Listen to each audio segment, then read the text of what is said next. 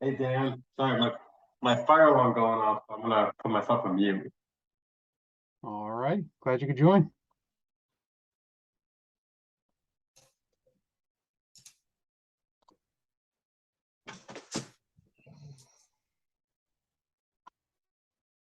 Hello, everyone. Hey, how's it going? Good, how are you? Oh man, start of Q4, I'm busy. Better than the alternative. Right, exactly.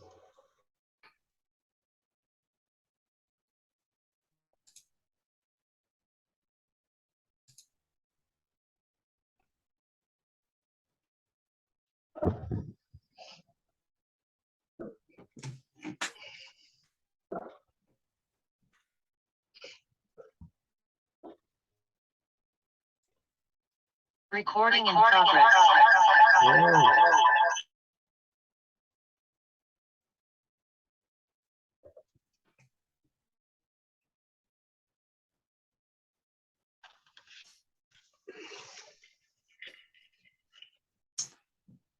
Oh, that's a nifty way to do that.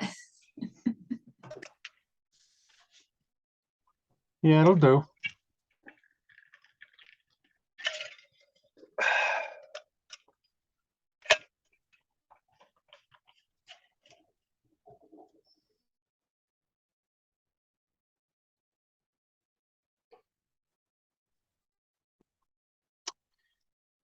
All right, I'll just give it a couple more minutes. I knew there's a couple people that said they might be a couple minutes late, but we'll get rocking in about 2 minutes.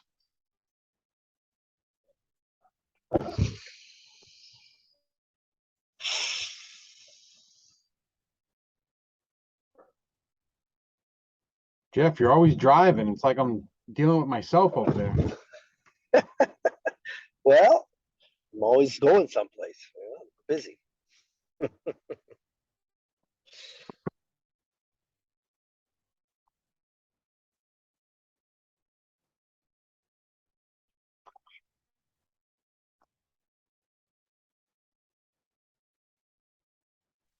All right.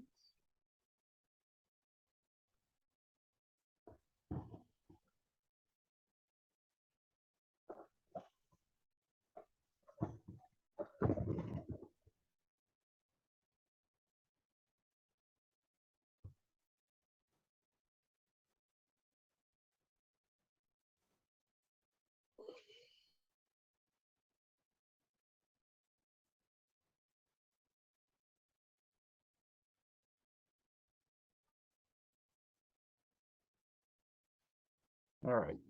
Have you guys watched any of the prior ones that I did? I was on one of them. Okay. Was it just that one that you watched? Yeah, just the one. No, I'm a newbie. All right. Well, we'll give you a quick rundown, but if you want any more information or to review any of them in more detail, I can send you the link of one of the prior calls because I went into very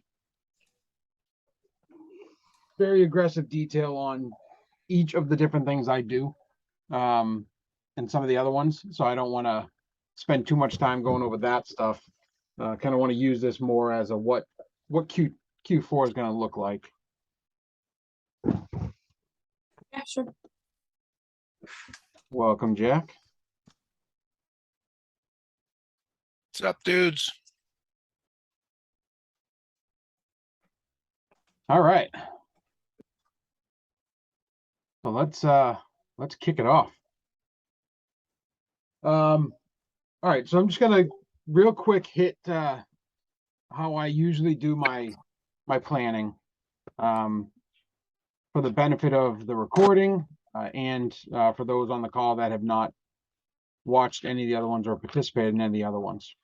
So just real quick, when I do my planning, I usually sit down. I have a small notebook, relatively small notebook, and I hit like 5 topics. There's 5 things that I do on every one of my planning sessions.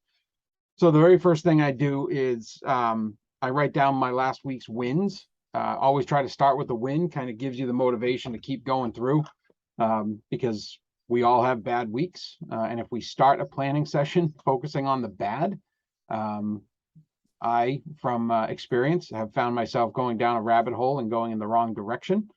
So I agree that that is not the best way to do it. So my recommendation is start with a win. Could be something small, bullet list, whatever you want to do. Just reflect on some of the better stuff that happened the prior week, so it gives you some more energy to kind of kick into the rest of it.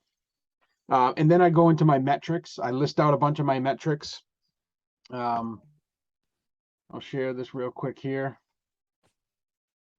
See if I can spotlight it. All right. So yeah, real quick, I hit my metrics. There's a couple different things that I track on a daily basis. And I have an app on my phone, so I kind of click through it on the day to day. And then I set my goal for the following week as to how many of each one of these things I try to do. And on top of that, my second page, really, my second item is a brain dump. So I basically just list out everything that's on my mind right now. You know what I mean? Just get it all out there. It'll be a lot easier to put these things into your calendar if you list them all out, get all this stuff out of your head. And then same vein, after I list these out, I prioritize my top 3 to 5 items that I need to try to make sure my calendar accounts for.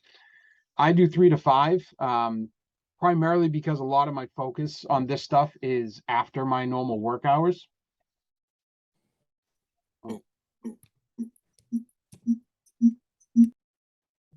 Sorry.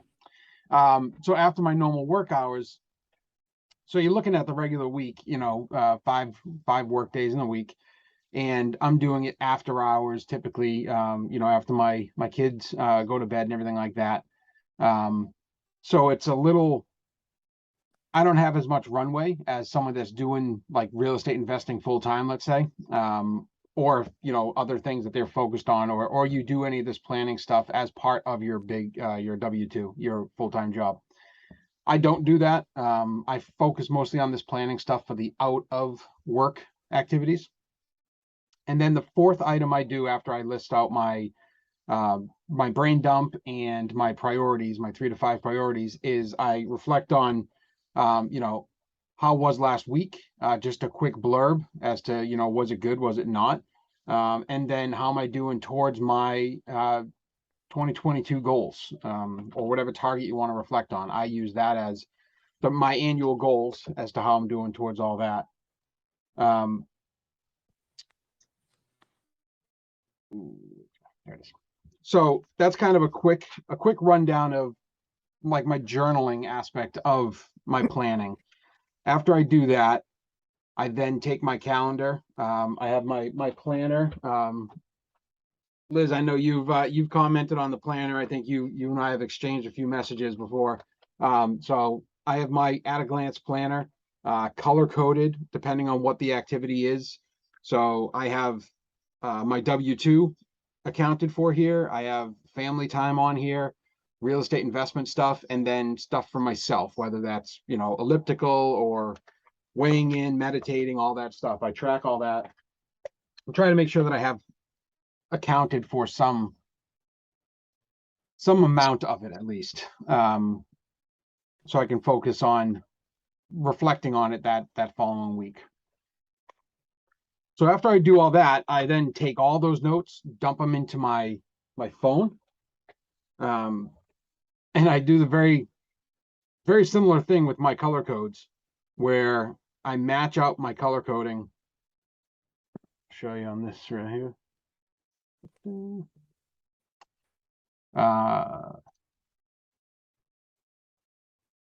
So you can kind of see all those different colors on the screen. That's family time, work, real estate, self time, my W-2. So I have all that on that calendar. It's kind of chaotic color wise. I mean, you go to day, there's a lot of stuff happening, but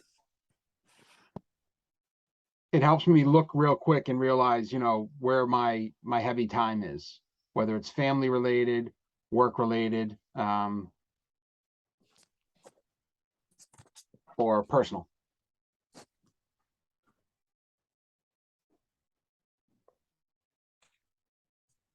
So I wrap all that onto my phone, and then I use that to set reminders, things like that, to make sure that I stay on task. And then as far as other things I do on my phone, tracking my metrics, I do that on my phone. I use a app called Loop Habit Tracker, and you can put all those metrics in there, whether it's a yes or no, or track quantities. Like if I use a calorie tracking app.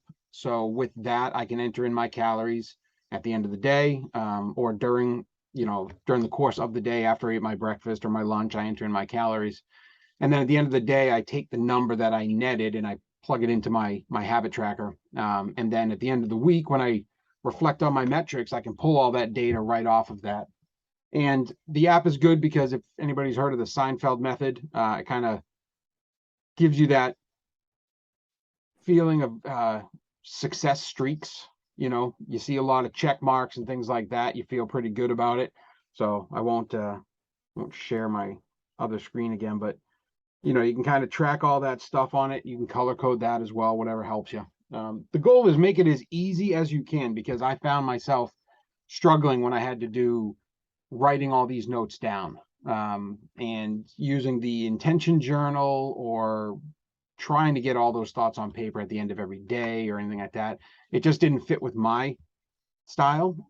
It doesn't mean that it won't work for you, but that's kind of what I'm at. So that's kind of a quick overview of what I've done in the past. By all means, if you want to look more into some of that stuff, go on to the planning page. I'll put a link in there for the prior sessions.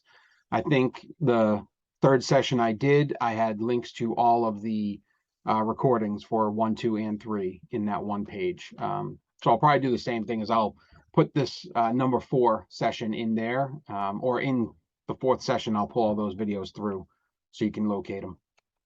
But before we jump into Q4 and how the rest of the year will look, what are you guys doing right now for planning, or what's working, what's not working?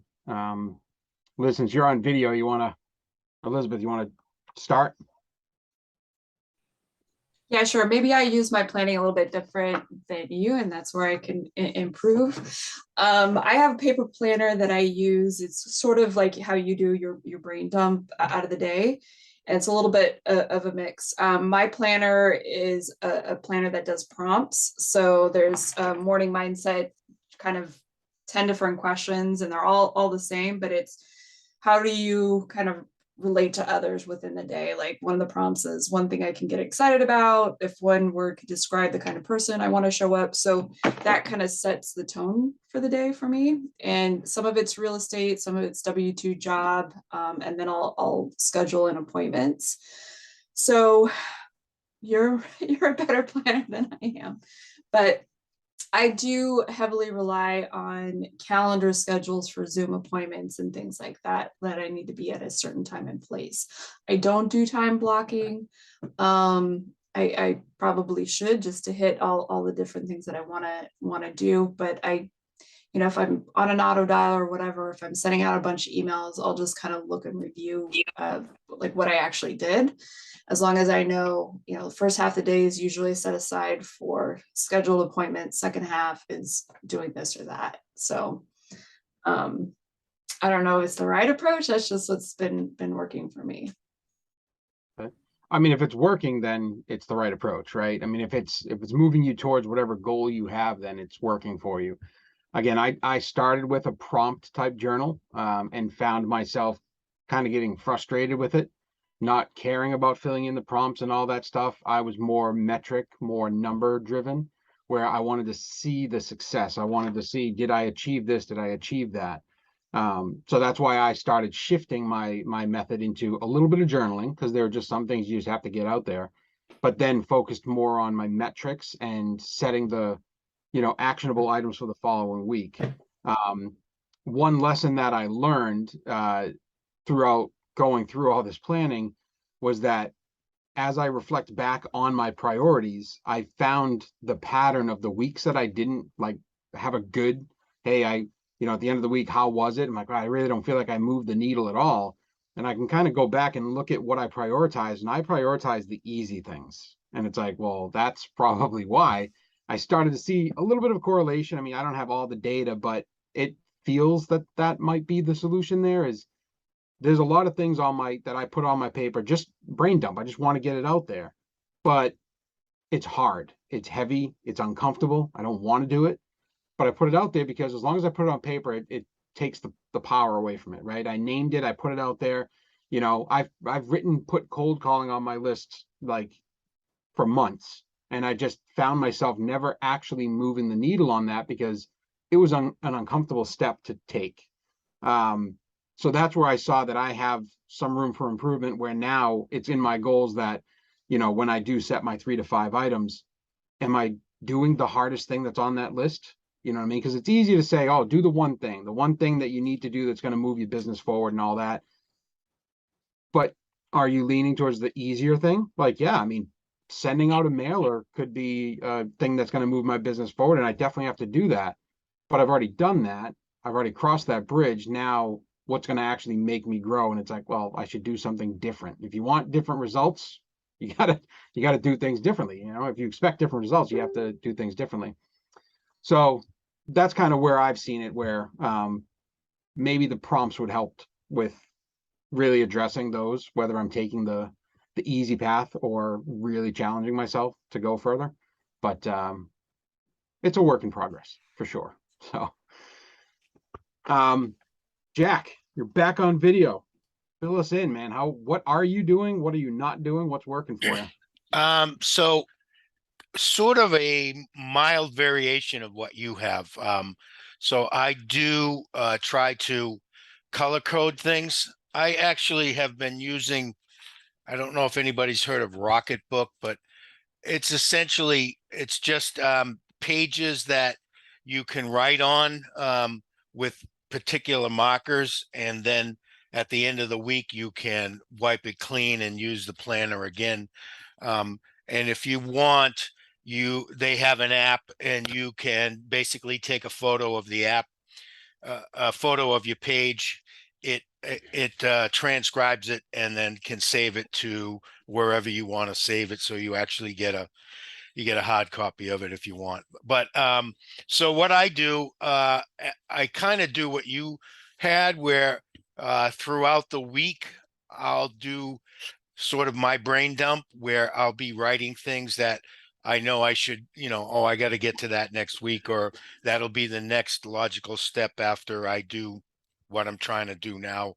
And then I take that brain dump on Sundays, after I've meditated, and I try to structure it into my week. I put all of my fixed things, meetings that aren't negotiable. They have to occur at certain times. I put all those in red first, and then I go back, and depending on the categories, I try to fit things in my week. And I don't know if you can see that, but my planner, as opposed to ours, is sort of a morning, midday, and evening thing. And then I your background blocking is just too damn good. There you go. Okay. So, I mean, it's just basically a page that's divided into more mornings, middays, and evenings. And then, I try to, I have a page that has the goals for the week, and I just more or less match the goals for the week with the calendar and try to put things in. What I found, unfortunately, is that I really underestimate the amount of time it takes to do certain things. I think that's everyone's. I think Yeah. that's everyone's thing. I was going to build a platform in 3 hours. It took me 3 days. So yeah. So yeah, really. So I'm not super happy with it. It does pretty well, but sometimes by Thursday it's like, wow, A, B, and C didn't get done because these other things took so long, or something came up and had to be inserted there. So So, it's kind of a work in progress. I'm not super happy with it, to be honest. So that's why I'm here, just to kind of look for ideas and feedback from people. Okay. Well, sorry to chime in, but I think it depends on your goals, right? And your person or your personality. You know yourself best, like what are your driving motivations and what you're there. Is it something probably don't need to keep detail things that are just prompts for you? Or are you like Dan, you need to see all the metrics to see where you're moving things to keep you going? That's the best thing about it. You create it to like solve that problem for yourself. You're creating your own key to unlock that that key to success. Yeah, true, true. I've been I have a habit of sometimes mistaking motion for actual progress. Yep. Right? So I might be busy at something and it feels like I'm doing something, but when I go back and try to look at my goals, it wasn't necessarily bringing me any closer to the goals. So, I mistake motion for progress, and so I'm continually monitoring myself and reminding myself. I'm good on Monday and Tuesday because the goals are fresh, and then Wednesday and on, as the goals kind of uh, get pushed in the background by the activity of the day, I may not necessarily attack the goals as religiously as I should. So, I mean, I definitely struggle with that as well. And again, that's kind of how I figured out that I was going after some of the easier, because the low hanging fruit, you want to make progress. And I agree that you should sprinkle some of that in there. But ultimately, when I really go back and look at it, and maybe you can do that a little bit more. I just shared on my other screen is that matrix that I got from the 7 habits of highly effective people, because that rings true, and that's what I tried to do when I started really planning. Was I went back and I looked at everything I put in my brain dump, and then I tried to categorize it. You know what I mean? Like, is this important and urgent? Is it just urgent but not important? And then you try to put it in the right bucket, and hopefully it gives you some some clarity on what I should be spending my time on, because you really should only be focused on getting most of your items into the important and urgent bucket, right? That's going to move you forward faster. It doesn't mean the other things don't happen. It just means that's where systems would help you out better. You know what I mean? Like, I don't have time to cold call during the workday because I'm working a normal shift. I don't feel like I'd be as successful making calls at night, like when people are trying to sit down, because I don't want those calls. You know what I mean? I don't want to be answering the phone during the night. So for that, it's easy. It's important that I make those cold calls, but I wouldn't say it's urgent that I need to do that myself during the day. So yeah, I think I can go ahead and, put that out there, schedule it, or delegate it, get a VA to do that type of stuff. But I would say go back on some of the weeks that you've done and see what if you can find a pattern. Like, did you go after the easy stuff? Did you go after stuff just because, again, like you said, you thought any movement would be better than no movement? And then challenge yourself to, if that's the pattern, challenge yourself to put 1 or 2 things in there that you have to do. Because I'm on the same coaching call as you, and I know that they throw things out at us that we don't want to do, but they're definitely going to benefit us. And don't try to go hog on it. Like, don't make your week the hardest week of your life, but sprinkle it in. But you have to find out what works for you. And that's kind of where I realized I was trying to do the square peg in a round hole kind of thing. And I thought, oh, I got this awesome Bigger Pockets intention journal. Like, this has to be the golden ticket. And I just got frustrated with it. It wasn't my method. So I started doing other things on the side. And when it became easier for me, I found that it was way more productive, that I was actually making progress towards it. You know what I mean? So find the keys that work for you and stick with it. But you have to test things. If you don't feel like you're progressing the way you want, test out everything that's out there until you find something that you like and go from there. Because if you don't like doing it, And this is where it comes in. If you're trying to do something consistently and you know, stay on task with it, there has to be some level of making it easy and attainable for you to want to do it, right? Because if you don't want to do it, then you're never going to be able to, which is why when I'm tracking all my metrics, I was trying to track them in the notebook, but I'd have to physically pull that thing out, and depending on where I was, it was not easy to always do because I didn't have the book with me. But then I found the app, that habit tracker, and it's so easy because they all have widgets. I literally just click a button and all my progress gets plugged in right there. I mean, I can just go right here and say, did I enter my calories for the day? Yep, did it. That's all it takes. And at the end of the day, at like 10 o'clock at night, my phone rings like there's, one of those emergency alert systems.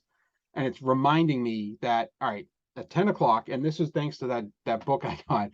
The book only goes to 10 o'clock. So I figured maybe I should start using that as kind of my end of day instead of midnight, 1 o'clock. So my alarms go off at 10 o'clock to tell me, did you enter your calories? Did you exercise today? Did you check on your leads? Did you do all this stuff? And if I didn't, it's like, oh crap, I try to crank some of that stuff through at the very last minute, and get it done. But I did that because it was easier for me. And then I found I was way more consistent with it. And then again, like with my planning, I found it was somewhat more consistent with me taking the easy path. And then I was like, all right, well, yes, I'm consistent at taking some of the easy, low-hanging fruit off my plate, but that's probably not progressing me forward as much as I'd like. So that's why I started to realize I'm not moving the needle on some of those things. And I started to go back and reflect. But I appreciate you sharing that, and definitely with you to test out anything you want to. Thank you for joining. So who else wants to go? I know Jeff is driving, so who else wants to chime in? I only have video of me and Jack, so this is the me and Jack show. But who's not on video that wants to add some input as to what's working for them and what's not? Hey guys, can you hear me? This is Ed. Hey Ed, yes, we can hear you. First time listener, long time admirer. Thanks. You're not sick of my voice by now? Yes. Well, at nighttime this is the first time. During the day, it's a normal show. So for those of you guys that don't know, I'm a contractor by trade, I guess. I do work with Dan. He's our client during his regular W-2 job. I've also invested in real estate in the past. Certainly, try to be organized as much as I can. That's one of the reasons that Dan and his company, pick us to do the work that is multiple properties. So one of the things that I, always try to do better and better is to figure out ways of, doing those tasks that Dan mentioned that, you certainly don't want to do, but you have to do to get you to, a point that, to a goal that where you want to be. For Dan, it's cold calling. I've been there, done that. In my business, I've started doing it for a long time. I did it. It's really hard to find the time because everything else sort of just piles up, and you're say, well, I'm going to make, those 5 calls, a little bit later, your goal is 10 calls a day. And then next thing you know, it's Friday and you haven't made any calls that week. And, even though I have a sales team now that do those calls, it's still important for me to call. My goal was say 10 clients a week. And unfortunately for me, I don't get to that. And I wrote down at least having 5 client conversations, for example, this week, right? So I put a reoccurring calendar task on my calendar. I use Outlook calendar as well as Google Calendar for, my appointments and my goal settings.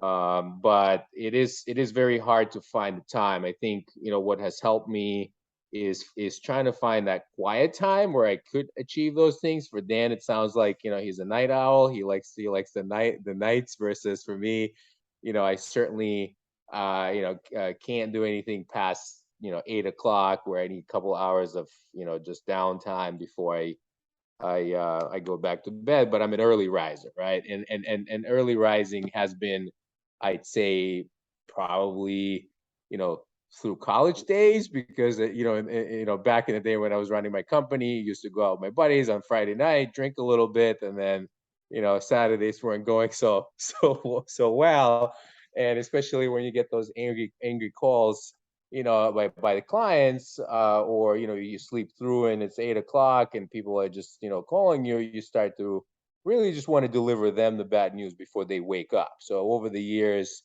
I've gotten to a point where I wake up probably at 3:30, 4 o'clock in the morning. So that allows me to do a lot of the quiet things. My phone is not blowing off. I'm able to at least go through my scheduling, my meditation. I heard Jack talking about that, right? Some personal time as well as gym time.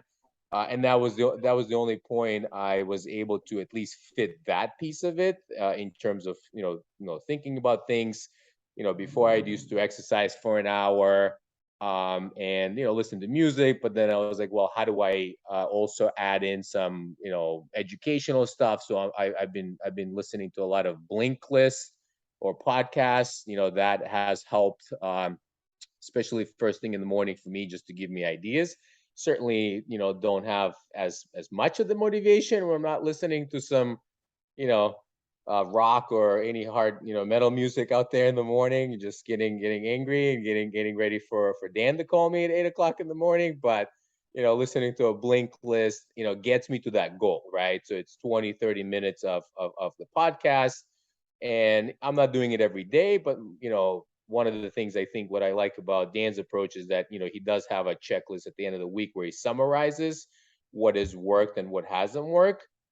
For me, whether it's my I don't know, just the way I handle my calendar, as soon as I complete a task, I delete it. Nothing ever stays on my calendars for a previous day. Like it's something to do with maybe it's my own checklist where if I accomplish it, I delete it. So there is never a history of, like, if you go back to my yesterday's days, nothing there, right? But I move things around. If I don't get to it, I don't get to it. But what has helped me, I think, is putting those goals, like recurring calendar goals that you daily have to achieve. For me, it's been, read 10 pages, listen to a podcast, exercise.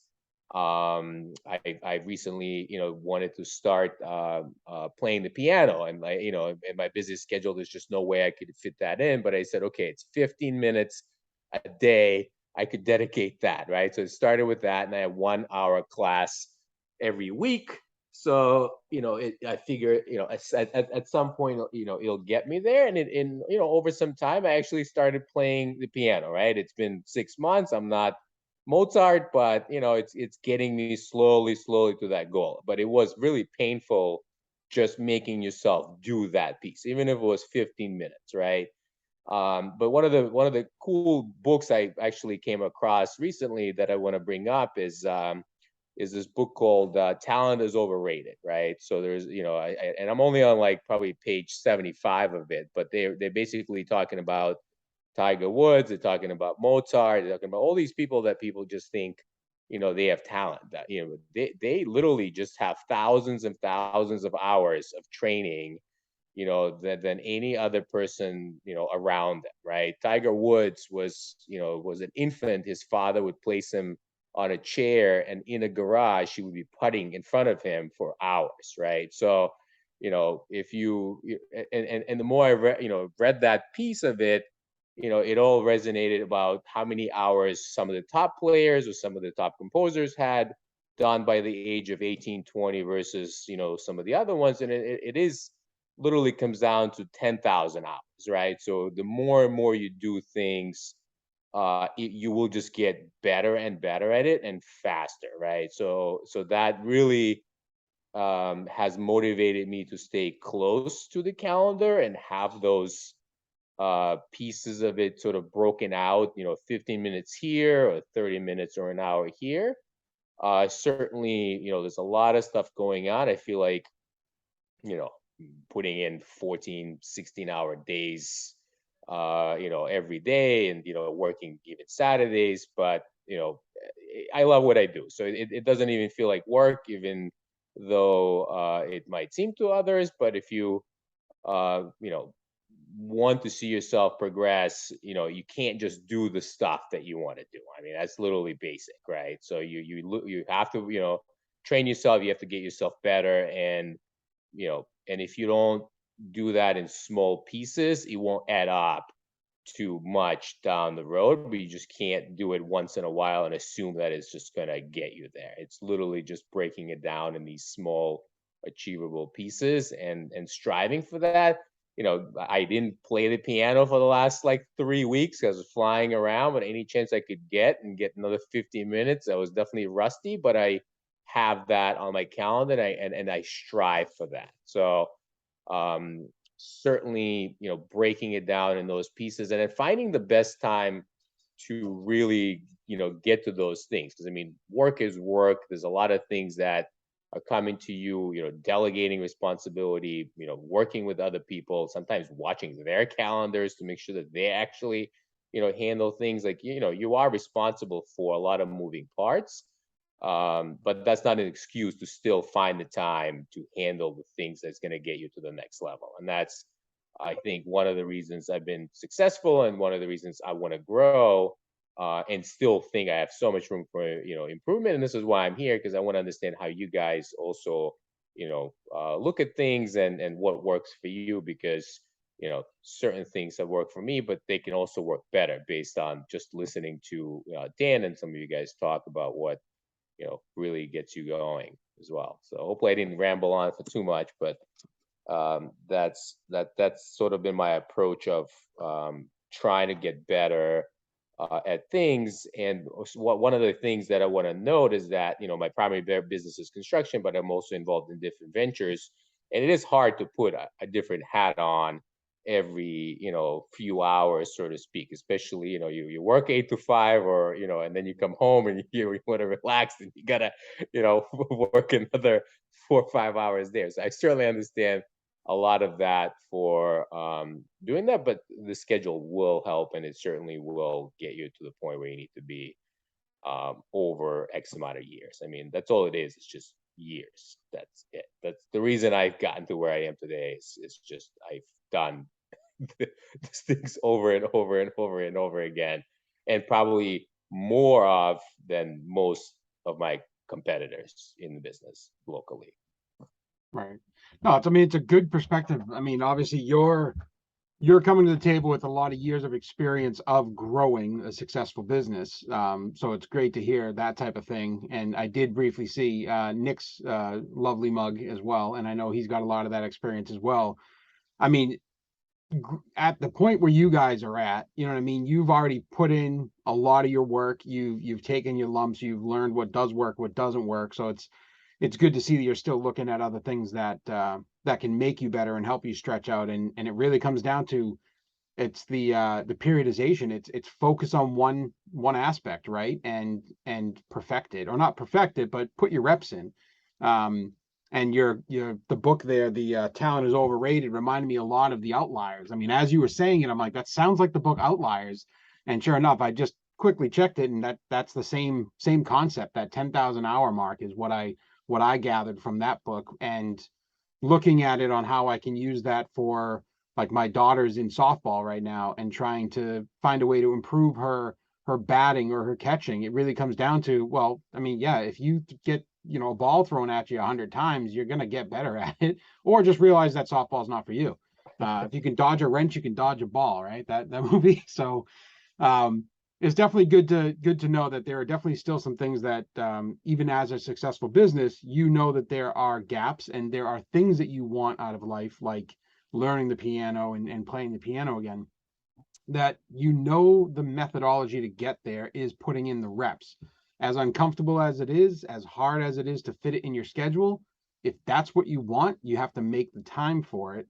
And hopefully you don't have an overbearing client that likes to call you and berate you for an entire day. So What's interesting about the piano, it actually it hurts your brain, you know, in a new way, right? Because you know you're used to doing things certain way. You know, you do things in and out, and this is why sometimes you get complacent of like, oh, you know, this is what I do. But if you don't try something new, that it's just a totally, different way of like your brain working and connecting your fingers and reading music, it literally is hard. But then over time, it becomes easier and easier. And it's just like, oh, okay, if I did that, imagine if I, worked out every morning. Like I never thought I'd be working out at 6 o'clock in the morning. When I was growing up, my ex-girlfriend's father was working at Raytheon. I thought he was crazy. He was working out at 5 in the morning every morning, and here I am, just because this is the time I could only do it. But then I realized that it helps me. It gets me more motivated because I've been so consistent with the gym that everything else I look at it is the same way. So if you get consistent at one thing, that helps you, get better and better and more consistent at other things that you don't want to do, because you're already excelling at that one thing daily, right? So you can kind of build Right. upon that as well. Awesome. Good insight there. Nick, let's get some input from you. You've been through the ringer. I know you got some nuggets you can drop on us. Sorry, guys, it's chaos with the kids here tonight. And we have coyote sightings and dogs barking, all sorts of things. Sorry. Nice. I'm loving, first of all, Dan, I'm going to say exposed. I didn't know you were doing this tonight. I saw something just pop up when I was sedating, getting away from my kids, and I saw this link. It was like, oh, Dan's doing this tonight. So I totally was late. I was late, number one. So I didn't hear you at all. I'm sorry. I'm going to watch the recording. But yeah, I don't want to, it sounds like Edouard shared a whole bunch of stuff. And I know what you already shared, man. It was probably extremely powerful. Hey guys, PJs, please. So, sorry guys, hold on a second.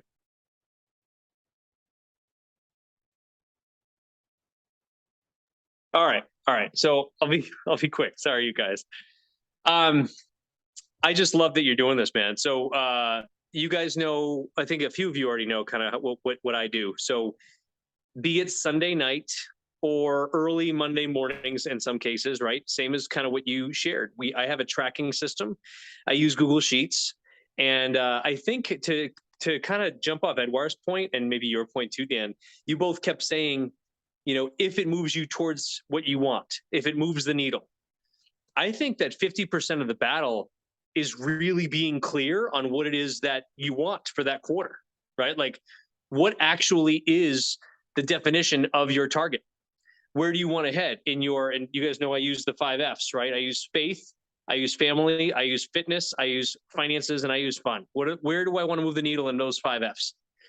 And be, do, or have, right? Become, do, or have in the next 3 months. And if you're clear on that and you write it out, then I know exactly. And every single Sunday when I have my planning session, I even have to retype out my target for each F to remind me every single week, that is my target.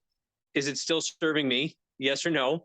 And what is the top 3 priorities, top 3 things that week that I can do? And then going on Edouard's point, when will I do them? Like right in the calendar, right? Making it an appointment that I cannot break. When will I do those things? What must I do that week to move that needle forward?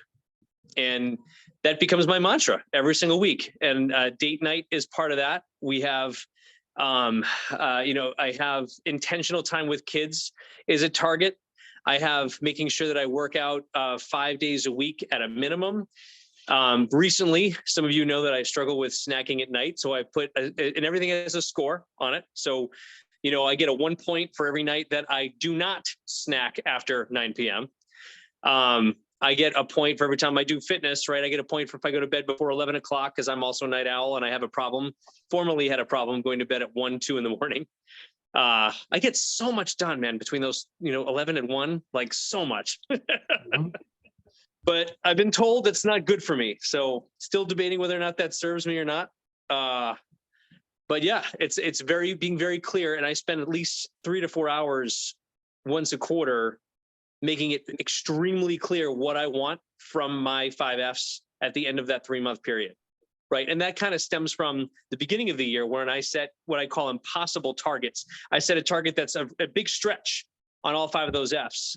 And if I can set enough stretch, if it's like uncomfortable, that's what I want. I want almost over uncomfortable. so that my every 3 months is an uncomfortable 3 months. And I know exactly what needs to move the needle for me on those 5 Fs. And I gamify it. And if I hit a certain number of points, right? If I hit a ones all the way across the board for a whole quarter, which never happens, by the way, I'm never 100% ever. But at the moment I hit, 500 points, I get to have a prize that I've delineated for myself. And sometimes that's an overnight. Sometimes it's just a night to myself, like up in Vermont or in New Hampshire, right? Like, sometimes it's a night with paintball, or I treat myself to one of those, 18 course tasting menus at a local, Michelin chef restaurant in Boston or New York. I've done that before. But it's me. Like if I meet that target, and usually I get 2 of those a year if I hit it. So that's a lot. I know I just kind of rambled on for a while too, but hopefully that adds some value. And dude, I just love that you're doing this. This is fantastic. Thank you. Thank you for hosting. My pleasure. I'll shut up My now. pleasure. I mean, it's along those same veins. I mean, to your point, to Ed's point, and that's what I want to get across on the recording, especially, is that, nothing happens overnight. I mean, I'll share one of my goals for this year was to get back into some form of, better shape. And if you're looking at the screen right now, I mean, that's just in the past year. Okay. That didn't happen overnight, but that's 30 plus pounds that it took me a year to work that stuff off. It didn't take me a minute to put it on. It probably took me about a year, or probably less, because I can add calories a lot better than I can subtract them.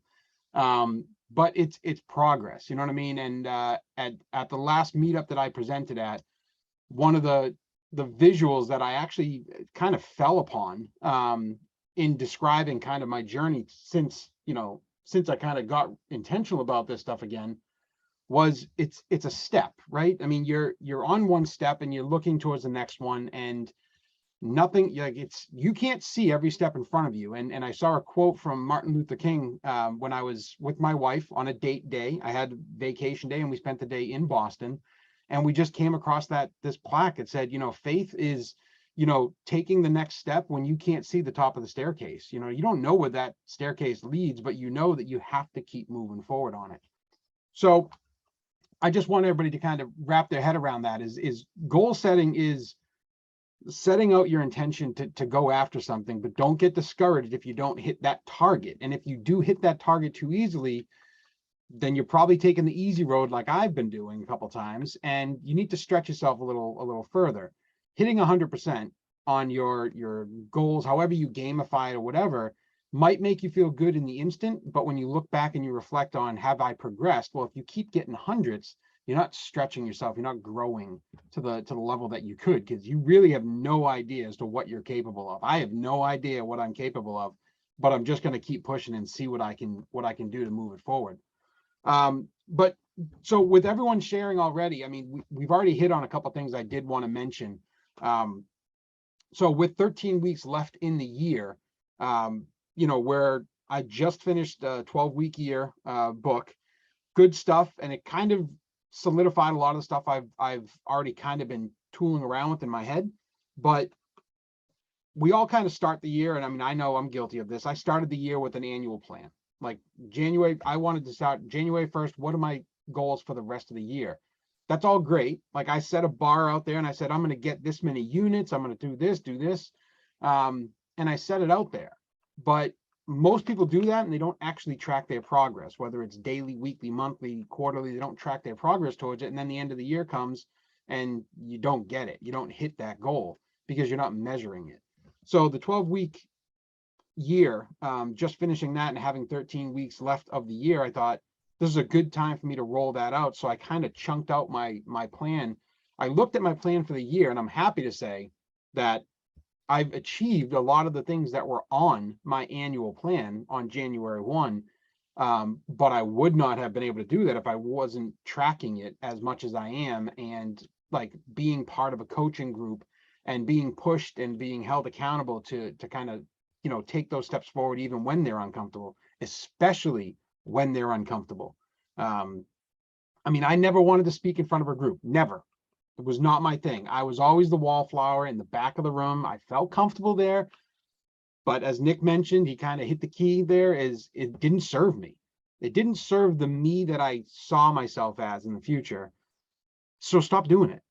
I mean, whatever it takes, whatever that aha moment was, for me, it was a group that I'm involved with who helped me buy and sell my first flip, just asked me casually, nonchalant, no big deal, hey, you should come talk to us about your flip. And I was terrified, but I knew right then, it just something clicked that I'm like, well, this is very uncomfortable for me. I should really give it a shot and do it. And since then, obviously, I've focused more on, you know, being around and being consistent about showing up and, you know, letting people know who I am and that I'm willing to share my story and, you know, share whatever input I can for how I've gotten to where I'm at. Cause there's a long way for me to go, but I know there are definitely people that are a few steps behind me that need that encouragement to take the next couple steps. So, well, hey, Andrew, go for it. So, and then I achieved them, right? Then you got the rest of the year. Like, what do you do after that? Like, you know, like that's where I've lost a lot of the momentum. Is I've achieved them, and I'm like, now what, right? Right. So I could definitely kick my legs up and just be like, oh, I'm good, man. I'm done and I'm all set. But it tells me, and I mean, Gordon is notorious for this, right? When I told Gordon, who's a coach and a good friend of mine, for those that don't know, and he doesn't take no for an answer. And I told him my goal was 10 doors by the end of the year. 2022, I started the year and I said, I need to add 10 doors to my portfolio by the end of the year. He said, no, you don't. You need to add 40 doors. And I'm like, you're out of your mind. But he wanted me to realize that if you're aiming at 10, you're probably going to come up a little short. If you're aiming at more and you come up short, you still done phenomenal. So always don't aim for what you're looking for. Aim a little further because you don't know what you're actually capable of. So yes, I'm happy to report now that I added 10 doors to my portfolio this year ahead of schedule. I got them all closed, you know, before October 1st, which is great, but that means I have another quarter left. But now I know that if I'm consistent about doing this over and over again, then 10 doors next year is probably not the right goal for me, that I should stretch even further. But it's not the door count, now it's the methodology, right? Because I knew in the back of my mind I could hit 10 just because of the conventional methods I've laid out in front of me. So I didn't stretch myself where I could have and where I should have.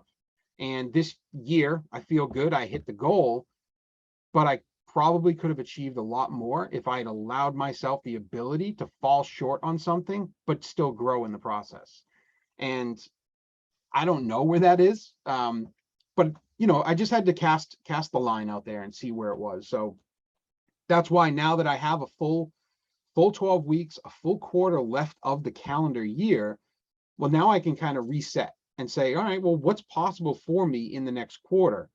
Take into account the other things that are coming in, right? So you're not living in a bubble, but if I'm working week to week to week, I can kind of see what I need to get done in that week, and that's all fine and well. But then I'm reflecting backwards on, well, how did I do on the goals that I set, you know, 9 months ago? And that's helpful in a sense, but it also doesn't tell me what's in front of that path. Like, all right, so there was 10 metrics I needed to hit at the beginning of the year. I've hit 7 of them. Great. So I only have 3 left to hit for the rest of the year. Well, that's not really true. You know what I mean? I should be seeing what is possible for the next 12 weeks and then kind of chunking that down into a weekly plan and seeing what I can do from there. So as part of my brain dump, my weekly write-up is I did a 12-week plan, and now I'm breaking it down as to, okay, to achieve this, you know, plan in 12 weeks, what do I have to do this week? What do I have to do next week? What do I have to do at the end of the month? And chunk it down to a way that makes sense, but also to reflect back on it. So I can reflect on it at the end of the month and see how I'm doing towards that. So don't limit yourself. Push yourself out there a little bit further and you'd be surprised, but you have to track your progress towards it. So I had mentioned my, you know, choosing the easy versus the heavy stuff that's uncomfortable, that helps you grow. One good thing that I picked up, and this is kind of what this group is good for. Going through the book, the 12-week year, it came up with a story. It shared a story about how this group of people were faced with their imminent death, where they had a life-threatening disease or something like that, and if they continued their lifestyle the way that they had been up to that point, that they would most assuredly meet an untimely death. And 90% of them failed well, let's go the other way. 90% of them resorted back to their old lifestyle, even though they knew that it would mean that they're accelerating their life and that they're probably not going to be around as much. And the 10% that didn't or that did stick with that was they had an accountability group around them. So it wasn't just them on this journey and them falling back into old habits, was they were around enough people that they were sharing their plans, their goals and all that stuff. And the group as a whole was helping everyone move forward. And I mean, that's what this call does for me and my accountability groups and my masterminds, all that stuff, is that I could have just not done my 12-week plan. I could have just not done my weekly plan, but knowing that I was going to be presenting to you guys, sharing my story with you guys, sharing my struggles and everything like that. And I'll get to being punched in the face. Trust me, that's what everybody's here for, I'm sure. But if I didn't have you guys here, whether you believe it or not, you were holding me accountable to get those things done. And so I thank you for that. But don't go it alone. You know what I mean? Because it's easy to lie to yourself in a lot of these cases where it's like, well, nobody's really going to know if I don't work out today. No, but ultimately, and a story that I got from the other coaching call that Nick actually heads up was, when you don't do that, you're flipping off the people that you love, right? I mean, I'm trying to get into better shape, better fitness, better health for my family, for me, but also for my family. I want to be around longer for my family, especially my girls, my daughters. And if I give in, I'm really just basically flipping them off and saying, yeah, you don't really matter. And I would never do that. So that's enough of a motivator for me to, when I put it on my calendar, I do what I can to get that done. And yeah, give yourself some grace. It doesn't always go to plan. Case in point, getting punched in the face pretty hard when I had my plan all worked out and I had 70 units at a Class A luxury property get completely wiped out from a sprinkler line that went off on the 12th floor and washed down every single floor all the way to the basement, and did a fair bit of damage and took several weeks to kind of get that ship righted and get people back to their homes. Thankfully, I had some great resources, some good relationships, great contractors that I could leverage. Shout out to Ed and his team at Smart Coats. But they would definitely help me get back there. And when I reflect back on my calendars, there's blanks in my calendars. I didn't stay on top of my meditation. I didn't stay on top of my calorie tracking, all that stuff. And it's very easy after 2 weeks of not doing that to turn around and be like, it's not that important. But when the fog finally clears and you get to see what you've actually gotten done ahead of time, look backwards. You know what I mean? If you're looking for a story or a book that helps you with that, it's The Gap in the Gain. That's where I got a lot of encouragement from, reframing your past and focusing on your successes. Now, I could look at my chart of my weight loss journey since the beginning of the year, and I could look at it and be like, I fell off this week. I didn't track my calories. I can just throw my hands up and call it a day. But then I look at that chart and I see the progress I've made, the amount of weight I've lost being diligent and intentional about it. And it kind of relights that fire. So it's like that with all of these aspects. If you're tracking it, if you're making progress, if you're taking the steps, it's going to be enough encouragement, enough fuel that you can look back if you fall off for a week, and hopefully it inspires you to keep going because you've already made so much progress to that date. And when it's not, surround yourself with the right people, the right accountability group to help you get there. But that punch in the face, I am still reeling from. I missed a couple targets, I missed a couple goals. I had set a target weight for myself by today, which is my birthday, to hit this number. And I figured, like to Andrew's point earlier, if I hit it by my birthday, I could take the rest of the year off. Probably not a great concept, but I figured if I'd worked that hard, I deserve some time off. But I didn't get it. I didn't hit that target, which means I still have a lot of work to do. And that now became part of my 12-week plan. Instead of over a course of a year, I need to hit X. Now over a 12-week year, I need to now crunch down, and I know how doable it is because I can go back in time and look at any 1 month, 2 month, 3 month segment where I've already gotten really close or maybe even achieved that goal once before. So I know it's possible, and knowing it's possible is going to make it that much easier for me to focus on it and hold myself accountable to getting it done, because I will feel better about myself when I get there. So the other thing that Nick had actually mentioned, and something that I started doing, I didn't do it on the first couple calls that I did.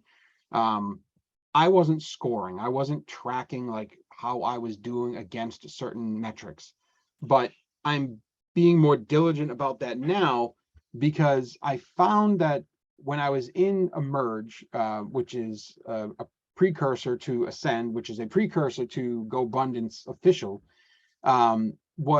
I was actually motivated during one of the accountability calls to hit a certain target for that week, because I had built a shopping cart for some gear, some stuff for my brand, for my business, for me to feel like I am actually taking that step towards growing a business. And it sat in my cart, and I didn't just buy it. I could have, but I didn't buy it. And I used that as the carrot on the stick that, hey, if I get all of these things done this week that I really need to get done, I'm going to go ahead and treat myself with that purchase. It wasn't a crazy purchase. It was like $200, but it made me feel more professional, more deserving of where I was and the journey that I have gone through. But instead of, delaying that gratification, instead of just giving myself that purchase, holding it out there was able to, set that target and light my path to get there. So that's where I realized, going back now, that if I find some way to gamify or build in rewards, then, something that's important to me, going on a trip with my family or planning my next real estate conference, attendance, things like that, those are things I know I want to do, but I need to just not give in to just buy it if you want it, but earn it, right? So put a path in front of you to go down and earn that at the end of it. One of the other things I wanted to talk about, and I mean, I know that, we've kind of lost quite a few people, but when you're doing your planning, it's important to know the difference between a lead measure, a lead goal, and a lag goal or a lag measure. We can all say, oh, I want to drop 50 pounds, or I want to drop 20 pounds, and think that that is your goal. Well, that is a lag goal. That doesn't come instantly. So what are the lead measures? What are the things that are incremental that you need to do between point A and point B to achieve that? And that's where you have to, it's asking yourself those 5 whys, right? What do you need to do? What's that first step you need to take to drop 20 pounds in the next month, 6 months, whatever it is for you? Look at what your goal is. It's easy to identify the lag. Now break it down, chunk it down into the steps to get there, as detailed as you can get, and then use that to back into your weekly planning. So if there's one thing you want to do, track on that one track. Don't do too many things at once. I know a buddy of mine runs 5 or 6 different businesses, and he felt that he needed to touch every one of those businesses in a single day, and he was driving himself crazy. You don't have to do that. You know what I mean? Well, I mean, depending on your business, but he didn't have to do that. So in conversations, I was able to point out that, choose your days, right? If Monday is going to be the day that you're going to be a realtor or focus on your real estate business, do that. Build your measures to that, because if you don't give yourself enough of a block of time to make actual progress in something, you're going to feel defeated and you're going to blame everyone around you, and that's not going to get you anywhere. And that kind of hits a lot of the stuff I wanted to mention on this stuff and Q4. because there's not much time left in the year. Look at that 12 weeks, see what you want to put at the end of that 12 weeks and stretch yourself. If you want to get 10 more doors by the end of the year, put it out there. It's okay if you don't hit that goal, but the growth that you will experience between now and then will serve you way better than just saying, oh, I'm going to get 2 doors. And then, you get it. If that's a realistic, easy target for you, stretch yourself and you'll be surprised at where you actually land and the growth that you'll experience during that journey. And that's the time of the year that I'm in, where I've technically achieved a handful of my goals. Now I have to reset and make the last quarter a good one. Set some really good goals to grow and expand in the ways that I feel will serve me best for the next 12 weeks. And that's where my head's at. And I hope that you can all kind of take a little bit from that and, add and implement what you want to. Go back and look at my other planning videos if you want some more of the tactical stuff from some of the things that I personally do. And I'm more than happy to talk about any of those details in more clarity, show you the systems I use, show you the colors and the format and all that stuff. But Jeff, now that you're not driving and you turn your video on, what do you got? You got anything to add here? I think it's just us. So what do you got? I mean, I was trying to listen along and participate a little, but I got pulled away. I had to go pick my daughter up from baseball and then bring her home and get her in the bath, and I was away. So I tried to add a little bit about that book Peak from Anders Ericsson. So the 10,000 hour rule. He actually says 10,000 hours isn't really what he was saying. So what he was saying was 10,000 hours at deliberately trying to get better. You can't just do the same thing for 10,000 hours or you're going to have the same results. So you have to keep trying new and in different ways to get it done. So that was the main takeaway from that particular book. Otherwise, yeah, I missed a lot. I'd like to go back and read more of it. I met your friend Nick here in a little chat message. Sounds like he's doing another program that I'm in as well. Seems like he's had a little more success with it than I've had up to this point, but I think I'm a little newer. So we'll see what I can glean from this when I go back over it a little bit later tonight when I'm at work. Absolutely. Yeah, Nick. So that's what Nick I is got. Nick is a great resource. I'm on his. Obviously, you're in my pod and we talk on a weekly basis. But when I reference my other coaching group, my weekly Sure. coaching, that's his group. That's the group that I'm a part of with him. And definitely, there's been a lot of growth just by having the accountability that every Wednesday I'm going to show up and this is a group of people that are in the grind with me. They're in their own struggles and they're dealing with the same type of stuff and they've been through it all. Like Nick has been through a lot of this stuff. And has a lot of insight, but he can't lay the path out for you. And that's where it's good to be around people that have been through it, have already gone a journey and have something successful to stand behind, because they've already kind of seen a lot of the pitfalls, but they can take all that data and just shove it into your head and you're going to blame them when things don't go right because you didn't see it. It's a matter of timely deliverance, right? So when I run into a struggle, when I realize that I missed a bunch of phone calls when I was on vacation and my cold call or my direct mail was starting to hit and I was potentially losing leads because I was on vacation, it was that group that was like, great, now that you're at that crossroads, let me give you a tool that'll help you. And it's like, oh, geez, I didn't even think about doing that type of stuff.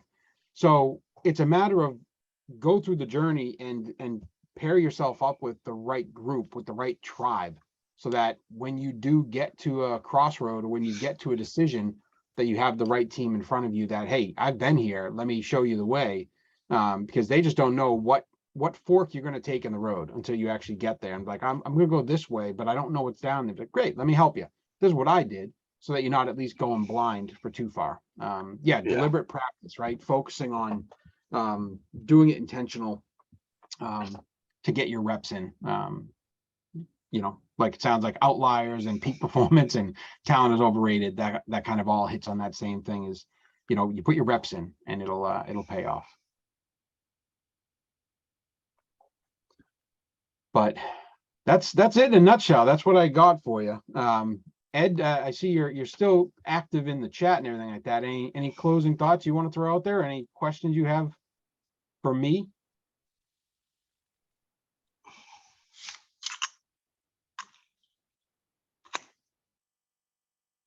That's a nothing from there. Sorry. No, just going back to your point, it is, what did I put in the chat? Deliberate practice, right? So, it's not just putting in the 10,000 hours, it's putting in the right 10,000 hours. And, Exactly. and that's what makes the difference. But I thought this was a great call. It's my first one. Hopefully many more, and I enjoy meeting all you guys. Yeah, Nice to appreciate you meet you. jumping on. So it's always risky when some of those worlds collide, but I'm glad you were able to jump on and participate. No worries at all. I will say, Dan, I don't know if I mentioned it to you, but I did, your last call kind of prompted me to get back into that coaching group that I had been slacking on and not really keeping accountable for. And I got back into it. Things were amazing for like 2 or 3 weeks. And then, man, I just slowly but surely, I stopped tracking and, I let life get in the way. And I'm jumping back into it again now this week than the last week.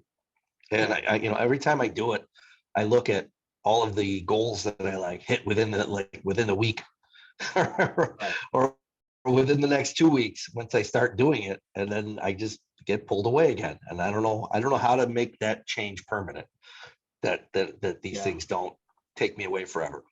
I mean, my struggle with that was the incremental change. And that's where, again, I was using the intention journal and the asking of the journaling for a couple minutes. I mean, I'm an analytical type. I timed how long it took me to fill out that journal every day. And I just felt that's just too much time. It took me like 15, 20 minutes to go through the journal in the morning and like 10 to 15 minutes at the end of the day. But I always felt burdened by it, right? Like it wasn't actually helping me do what I needed it to do.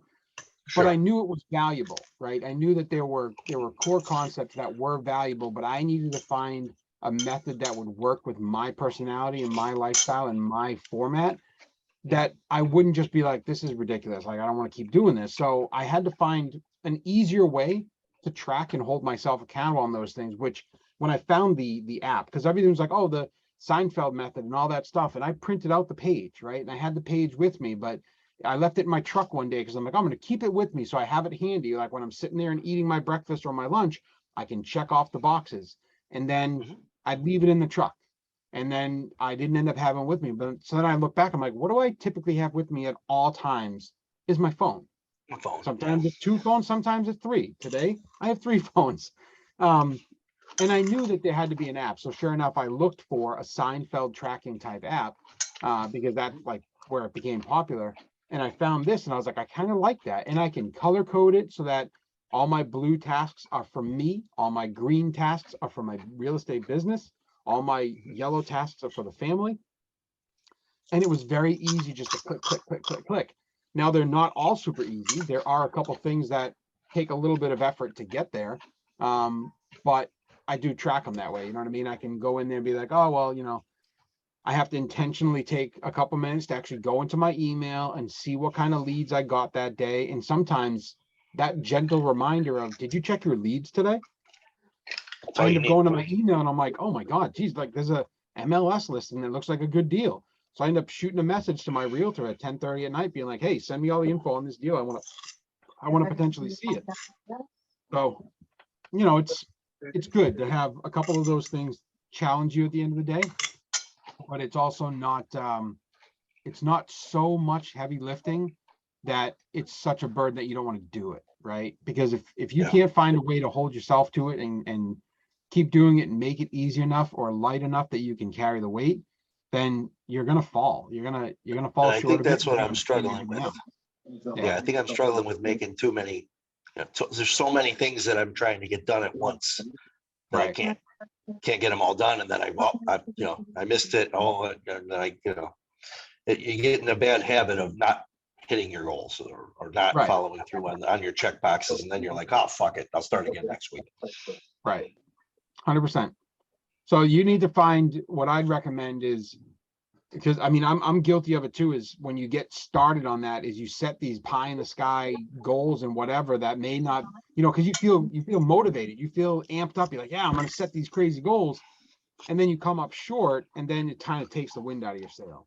So it's really, are those goals that you're setting really, are they smart goals? Are they the goals that you should be setting for yourself?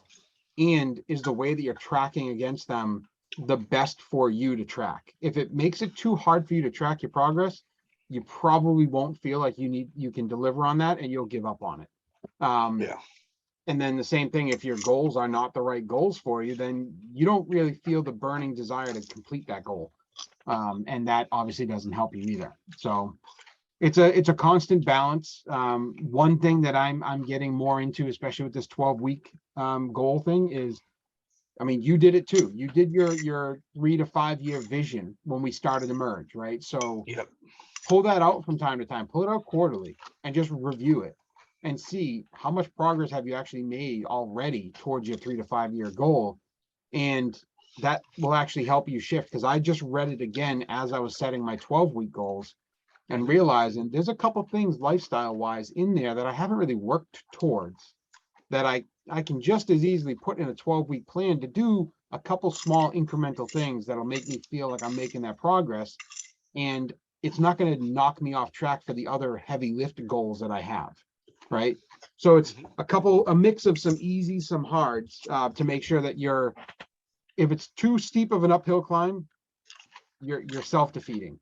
If Yeah. it's too shallow, if it's too level of a playing field, then it's like, yeah, it's just too easy. This isn't going to help me progress. So you have to have a nice rolling hill with the progression upwards to get you where you have to get to. So, Got it. and I think that's where I will end it. I'll send out a quick thing in that group. I'll try to get those videos pulled over so that they're in the session 4. So anybody that wants to pull up that data can. And if it's beneficial, the only thing I'd ask, if you're watching the recording, you've made it all the way through this, if you want more, if you feel like there's more that we can dive into that I can help you with, or that you can contribute, or I can contribute to you, just comment, let me know. And I'm more than happy to do this if there's people that need it, people that want it. I mean, I benefit from it, but I don't want to selfishly do this just for me. I want to make sure that people are getting something out of this. So on that note, I will terminate this call and let you guys have the rest of your night back. Ed, I see you unmuted. Are you good? Thanks, Dan. Yeah, guys, have a good night. Okay. Thanks, You as Dan. well. Thanks, Jeff. I'll talk to you guys Bye, later. guys. See you later. See ya.